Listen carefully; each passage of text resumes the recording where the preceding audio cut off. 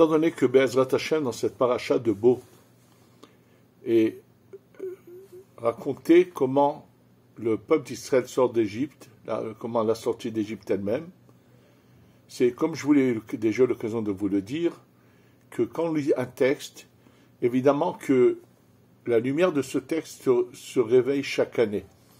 Et donc c'est sûr que cette semaine de Parashat Bo, où nous allons lire la sortie d'Égypte, c'est une opportunité pour chacun de nous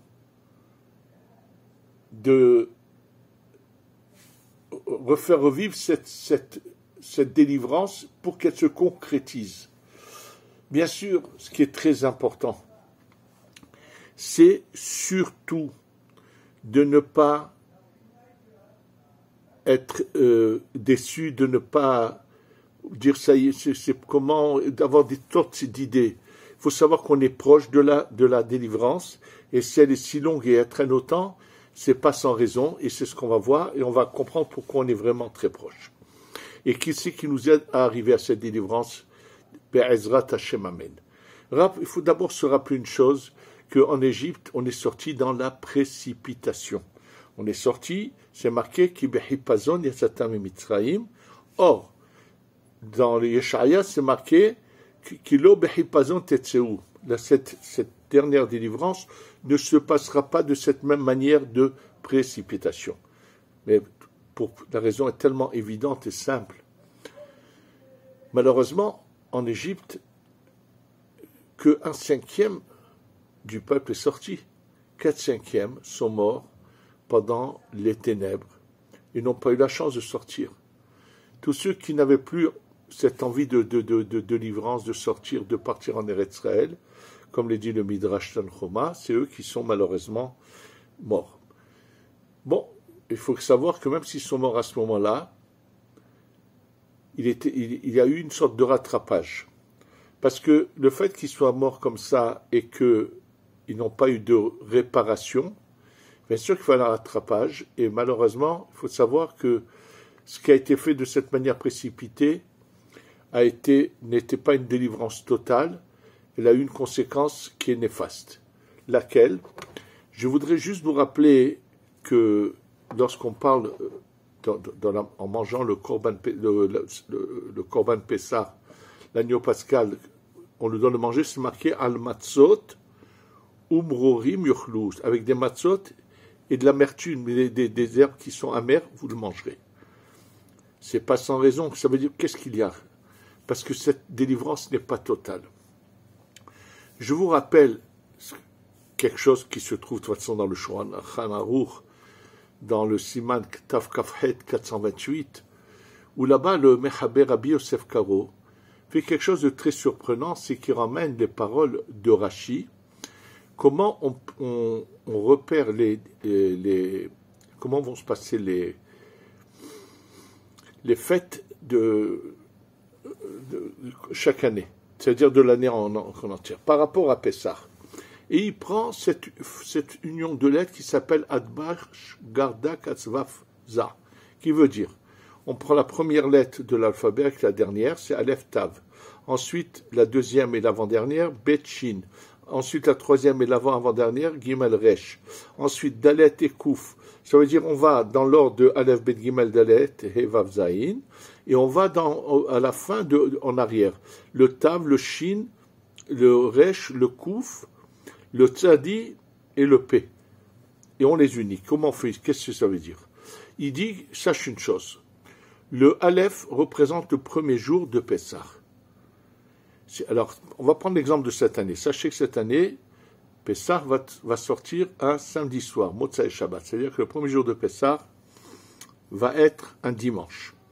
Alors, il te dit, sache que ce jour de la semaine, du premier jour de Pessah, si, quand on arrivera à Tisha B'Av, le temple n'a pas été reconstruit, sachez que cette année également, Tisha B'Av va tomber Motzai Shabbat. Va tomber un dimanche. J'espère que non, qu'on aura déjà le Beth Amikdash. Sinon, alors, Aleph, Tav. Et le Mechaber, quand il ramène ça, il dit, et le symbole de cela, Al matzot umrurim yochlu, que le korban Pessah était mangé soit avec des matzot et de l'amertume. C'est-à-dire qu'il y a un lien.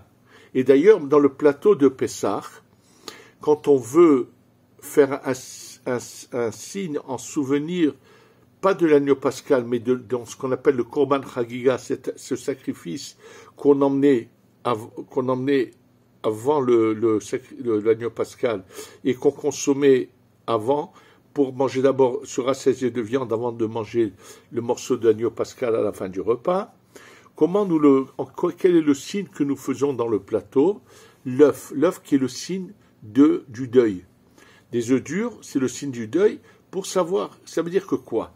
Étant donné que la délivrance en Égypte n'avait pas été une délivrance totale, donc ça va nécessiter plus tard encore une destruction et de nouveau un exil pour pouvoir faire que toutes ces âmes qui n'ont pas eu la chance vont revenir, vont avoir encore un rattrapage. Donc ça, c'était en Égypte. Or, nous sommes ici en train d'approcher du dernier virage où il n'y aura pas de rattrapage après. Et donc, Hachem veut donner une chance à chacun. Pour donner une chance à chacun, Akadosh Baruch Hu a décidé que ça se fera lentement, avec des souffrances, avec tout ce que vous voulez qui se passe, pour essayer de sauver le maximum. Parce que ceux qui, cette fois, ne seront pas sauvés, et que leur âme va être brûlée, pas tous, il y en a qui n'ont même pas cette chance d'être brûlés, et de venir de la cendre sous les pieds des tzadikim, bien sûr que c'est une image profonde, c'est pas le moment d'en parler maintenant de ce que veut dire cette image. Il y en a qui est marqué qu'elles descendent dans des enfers, de qu'elles ne sortent pas, parce qu'il y a des choses terribles qui vont se passer. Donc c'est la raison pour laquelle les choses se passent aussi lentement. Mais il faut que vous sachiez une chose, que Hachem il aide, il a fait de tout pour nous aider, et là, dans ce cas, c'est très grave pour tous ceux qui n'auront pas su prendre cette aide qui leur a été donnée. Alors, pour comprendre toute l'aide qui nous est donnée et qu'on va relire dans cette paracha, et qui va nous faire comprendre que personne ne peut dire « c'était trop dur pour moi, je ne pouvais pas ». Comme j'ai eu l'occasion de vous le dire dans le cours précédent, où j'ai expliqué que comment on osait trouver des circonstances atténuantes. Et croyez-moi, je vous ai même pas tout raconté dans le cours précédent, des horreurs que j'ai pu entendre jusqu'à présent. Je parle même des gens qui, soi-disant, entre guillemets, apprennent la Torah. Et juste après que j'avais déjà enregistré ce cours, quelqu'un m'a appelé de Paris et qui était horrifié. Il a eu un rêve qu'il m'a raconté, il voulait savoir, et après, il y a eu un événement qu'il m'a raconté, et je lui ai montré ce qu'on lui a montré. On lui a montré qu'il y a ceux qui sont authentiques, qui sont vraiment sous la lumière d'Hachem, et les faux qui ont l'air d'être, qui ne sont pas qui ont juste un déguisement, mais qui ne le font pas. Et il m'a parlé d'une horreur, comment dans un milieu que je ne vais pas citer, en France, que, soi-disant un monsieur qui fait beaucoup de belles choses, entre guillemets, a été capable de prendre la femme de son voisin et de faire des horreurs. Alors, je vous dis, malheureusement, si je commence à vous dire tout ce que je peux entendre, ou qu'il y en a un qui est ministre officiant dans un lieu de prière dans la région parisienne, et je ne veux pas donner de détails, et j'ai su d'une manière claire, sans équivoque, qu'il ne s'approche pas de sa femme, et que par contre, il va souvent voir ailleurs, dans les milieux les pires. Alors il faut savoir que c'est ces gens-là, comme je vous l'ai déjà dit, qui retardent des choses, mais on va les aider maintenant à ce que tous, Be'ezrat Hashem, fassent teshuva.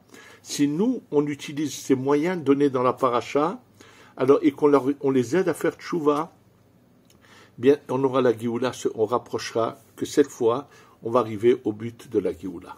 Ceux qu'on aura tout fait pour les aider et qui veulent rester entêtés, qui sachent qu'ils s'attendent à une calamité, ils ne s'imaginent pas quelle calamité les attend.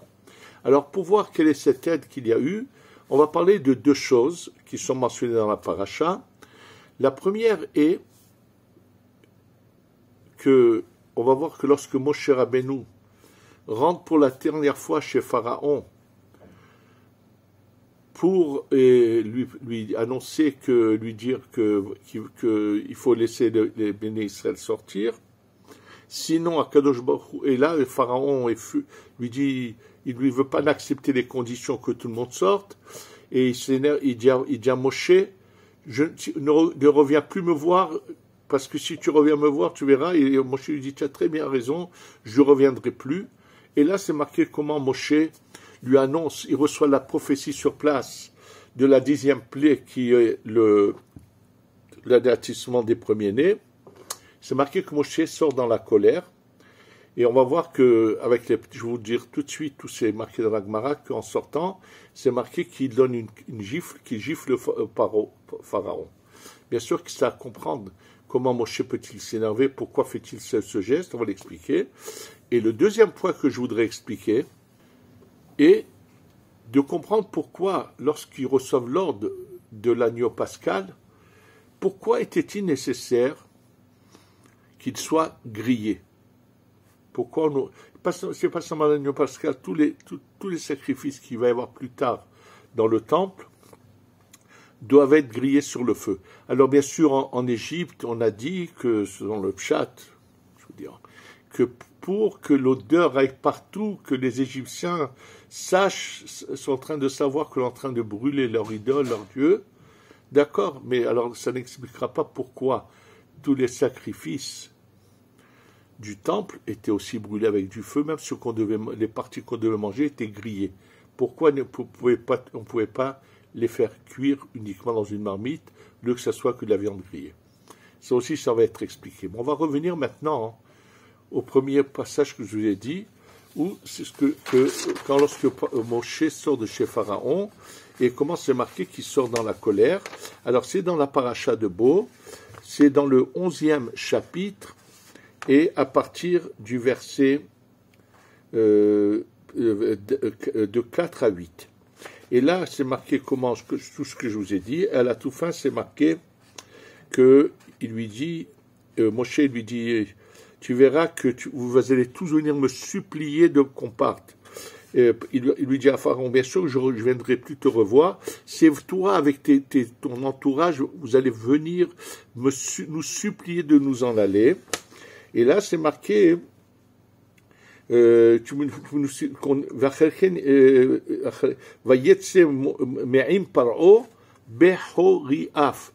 sorti de Pharaon, et on nous parle de Horiaf, c'est quelqu'un qui a une colère.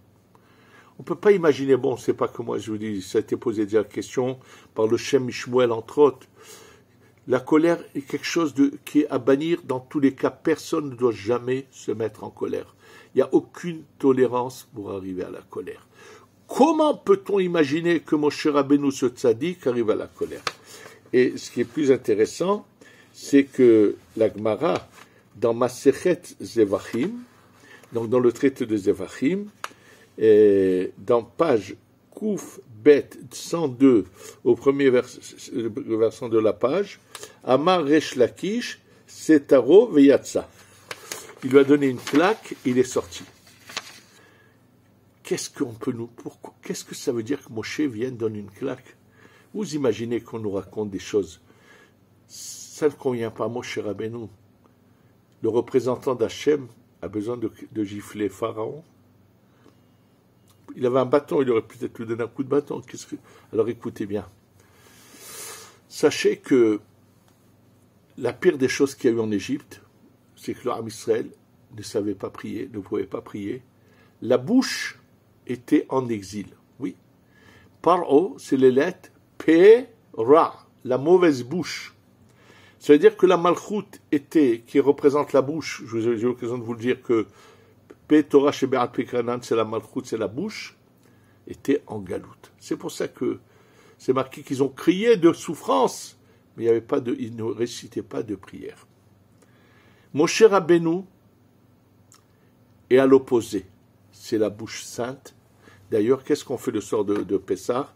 Après, on doit raconter la sortie d'Égypte. Ça veut dire, la bouche vient de sortir du galout et elle va louer Hachem. Et nos louanges, on ne s'imagine pas combien chaque parole, chaque geste que nous faisons, combien il est important. Je vais vous dire juste un exemple. Le Rabbi Chaim Vital, élève du Harizal, écrit dans un livre qui s'appelle Le Sha'ar HaMitzvot. Il écrit ça dans le Parashat Aikev. Dans la Parashat Aikev du Sha'ar HaMitzvot, la plus grande partie de ce qui est écrit là-bas parle des brachot, du lavage des mains avant le repas, de la bracha du motzi sur le pain, du birkat Amazon.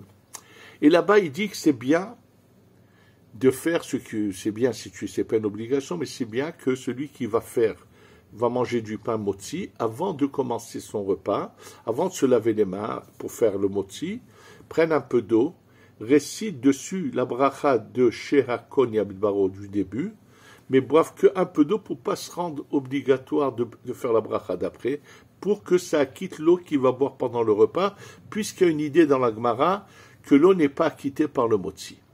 Et il dit la chose suivante. Il dit une fois, en faisant cela, je ne me suis pas rendu compte, j'ai bu une quantité d'eau qui m'obligeait à faire la bracha qui vient après, qui est Boré Nefashot.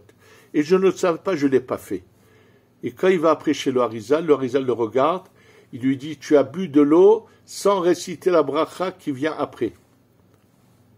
Vous savez pourquoi? Sur le front, tout ce que nous faisons, toutes nos paroles, tous les manques, tout s'affiche, parce que la Neshama réagit par rapport. Ne croyez pas chaque parole à son importance. Donc, toute parole qui est ou de colère, ou comme ça, ceux qui se permettent, surtout chez les pervers narcissiques, qui se permettent de traiter leur partenaire de tous les noms, et de rabaisser, d'humilier, tout ça, il faut savoir que c'est grave. Leur bouche devient celle de Pharaon. Péra, la mauvaise bouche, c'est Pharaon. Donc, mon cher Rabbeinu, c'est que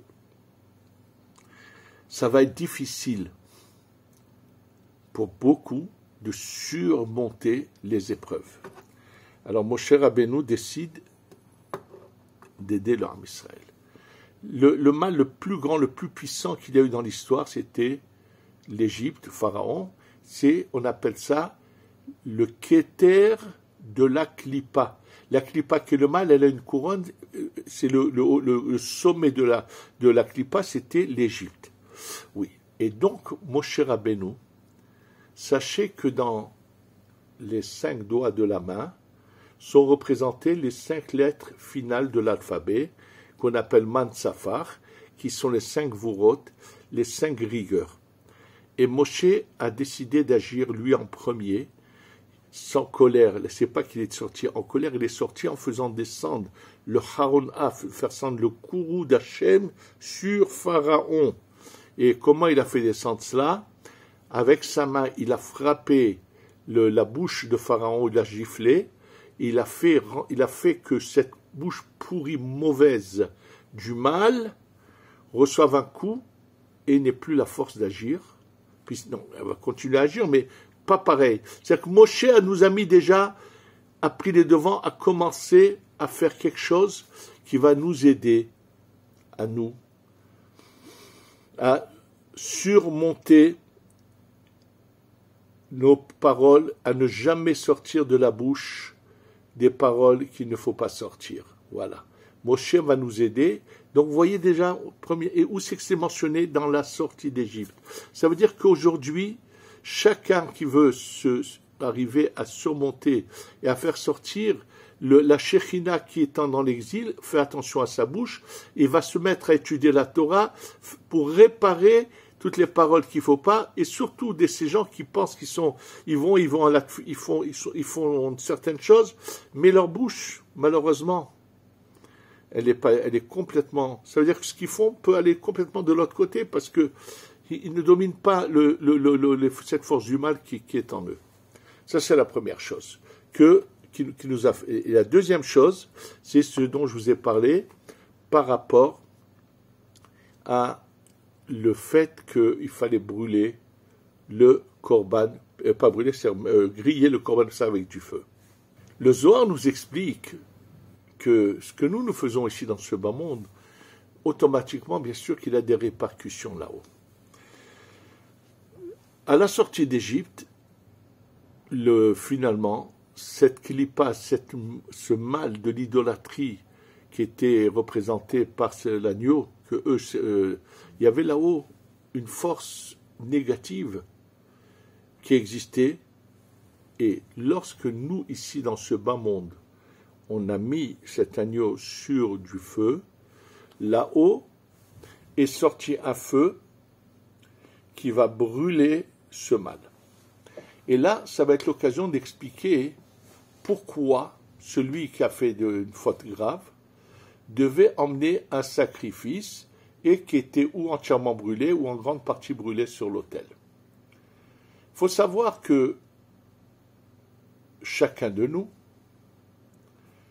a en lui un côté bon et un côté mauvais qu'il faut changer en bon. Ce côté mauvais qui est dans chacun de nous, il est relié à des animaux qui sont cacheurs, bien sûr. Chacun a un animal qui correspond à lui. C'est ce qu'on appelle le Nefesh Habahamit. Et là, ce sera l'occasion de vous dire ce que j'ai entendu, comment des gens qui apprennent en France la chassidoute, comment ils ont osé déformer les paroles de ce qu'ils ont appris, comment ils les utilisent de travers et en mal. Le cas que je viens d'entendre, c'est le suivant. Je vous ai dit d'un homme qui fait plusieurs choses, miftsaïm, tout ce que vous voulez, et que on a découvert dans une certaine région de la région parisienne qu'il avait des relations avec la femme de quelqu'un d'autre, celui qui me l'a raconté a été très choqué. Il leur a dit, mais c'est pas un tzaddik alors ce monsieur? Et qu'est-ce que lui ont répondu tous ces animaux, ces ânes, ceux qui lui ont répondu ce qu'ils lui ont répondu? Non, c'est un tzaddik. Mais qu'est-ce que tu veux? Il y a en lui le nefesh habahamit. Il y a l'âme animale qui est en lui. Mais celui qui laisse l'âme animale qui est en lui agir, c'est un rachat, c'est pas un tzaddik. Le tzaddik, le Zohar dit, c'est celui qui fait attention à son sexe, qui ne l'impurifie jamais. Qu'on dit Yosef ha-tzaddik, c'est parce que Yosef a su surmonter l'épreuve de la femme de Potiphéra. Et celui qui ne sait pas, c'est l'inverse, c'est un rachat, et qui sache, qui ne sait pas ce qu'il attend. J'ai eu l'occasion un jour, comme Hachem, il a voulu que je devais aller donner un cours, je ne sais où, je ne m'en rappelle pas, et la personne qui devait venir me chercher, m'emmener, a fait un accident. Donc j'appelle en vitesse une compagnie de taxi, qui m'envoie un chauffeur, je devais aller en dehors de Jérusalem assez loin, et ce chauffeur me racontait comment lui-même est revenu à la Torah, et m'a raconté l'histoire de quelqu'un, vraiment on avait plus d'une heure dans la route, que quelqu'un qui, avant qu'il lui arrive ce qui lui est arrivé, c'était malheureusement quelqu'un qui avait du plaisir à aller toucher à des femmes mariées. Et un beau jour, ce jeune a eu un accident terrible, il était dans le coma, et il a raconté à ce chauffeur qui m'a raconté l'histoire que son âme est montée là-haut, et je suis assez long, hein, comment elle est montée, ce qui s'est passé, et que finalement, quelqu'un est venu le voir à l'hôpital arabe, qui était un tzaddik que personne ne connaît, et l'a fait revenir sur terre. Entre-temps, dans cet accident, bien sûr, il a perdu son sexe masculin, il est devenu handicapé, mais il a fait une tchouva totale, il a accepté, il avait décidé de réparer toutes ses erreurs de son passé. Ça veut dire qu'il faut que chacun sache.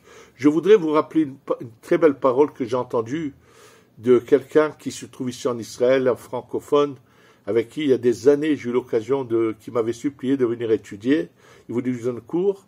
Et je l'ai appelé, je voulais savoir s'il me donne l'autorisation de citer son nom, mais comme je ne l'ai pas eu au téléphone, je ne veux pas donc citer son nom. Lui-même était dans un chemin assez lointain qui malheureusement touchait à ce qu'il ne faut pas, aller voir ailleurs en dehors de sa femme. Et il a fait tchouva, je ne sais pas dans quelles conditions, mais il m'a dit une très belle phrase qui l'a aidé à faire tchouva. Il a dit, en fin de compte, tout le monde doit passer à la caisse et payer l'addition. Et ça, il l'a réalisé. Que tous ceux qui agissent de travers sachent que je les plains. Le Mashiach est proche et là, quand il va y avoir ce sera trop tard et un jugement terrible. Réveillez-vous, arrêtez de vous laisser avoir pour de l'imaginaire, de plaisir imaginaire qui dure qu'un instant et vous brûlez votre neshama. Hachem a mis, c'est vrai qu'il y a un effet shabamit, il y a une parcelle d'âme animale qui est rattachée à nous. Mais celui qui s'est surmonté, ou s'il a trébuché faire teshuva, comment on emmenait un sacrifice, Hachem envoyait que l'animal qu'il allait acheter pour l'emmener en sacrifice au temple, cet animal était celle qui était reliée à son effet animal qui est en lui, et donc en faisant brûler cet animal, ça allait brûler le mal qui est en soi. Il faut qu'on apprenne à brûler notre mal, mais sachez une chose. Vous allez me dire, bon, nous on est d'accord, mais qu'est-ce qu'on va faire par rapport aux autres? Alors sachez qu'on a le pouvoir. Chacun qui se rapproche d'Hachem, il faut qu'il sache qu'il est lié à je ne sais pas combien de nos frères du peuple d'Israël. Et que chacun, en faisant des efforts et en faisant ce qu'il faut, et en brûlant ce mal qui est en nous, va avoir des antennes qui vont commencer à le brûler chez beaucoup de gens. Et c'est pour ça qu'on assiste aujourd'hui à un très grand retour à la tchouva. Hachem veut donner à chacun la possibilité avant que ce soit trop tard. Mais sachez qu'aujourd'hui, c'est pas qu'avec les animaux. On a également dans nos racines un mal qui est attaché aux 70 nations. Et que il faut aussi les brûler.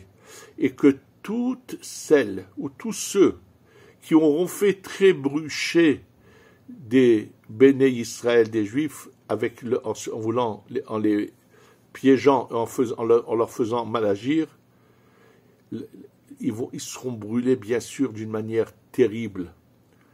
Et encore une fois, c'est l'occasion de dire, ne pensez pas qu'il y a quelqu'un dans le monde qui va venir nous aider si ce n'est que Hachem.